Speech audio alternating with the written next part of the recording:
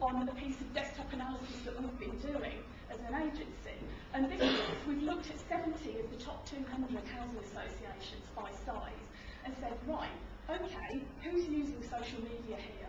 What sort of profiles have they got? So assuming these are corporate profiles rather than individuals, what are they using and why? And as you can see, Twitter gets the lion's share of the action by just a country mile. And I think that's quite interesting. Obviously, early on, there was a conversation about Twitter really gaining popularity in the last year. And that's certainly been the case here. I think housing associations on Twitter more than a year ago were virtually non-existent, but these have all sprung up. The ones that are sort of next in line are Facebook and blogging and Flickr.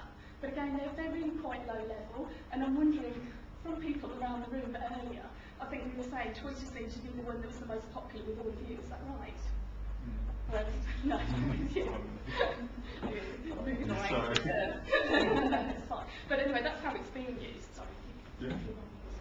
So what are they doing? And this is where, for me, it gets interesting. Because bearing in mind we were talking about engaging communities and engaging people, whether that's business partners or whoever, actually that's last on the list of what housing associations are doing right now in social media.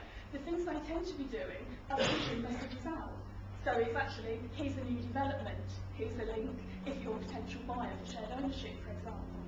It's about pushing out community stories, news releases, and opportunities with partners.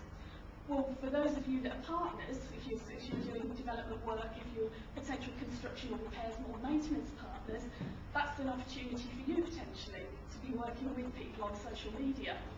Otherwise, it's linking to direct services and driving traffic to the web. But the reality is there are very few that are completely engaged in communities. A couple of really prominent examples that spring to mind that do are Hanover. And I don't know if anyone's familiar with Hanover World, but that's actually a really good way of engaging mature residents through forums and debates. And it's got about 250 members, which isn't bad going for a resident forum. And then there's a younger person's forum that's set up by Ashram Housing Association in the Midlands, which is for 14 years and older.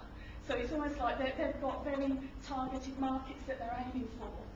If you're using this as a business model, it's then just being clear. So if you were setting this up for your own business and you need to engage, how wide is your target market and how are you going to do it? Are you going to use an insight? Are you going to use your website, for example? This is social behaviour. For me, this is about brands that pretend to talk to people but don't.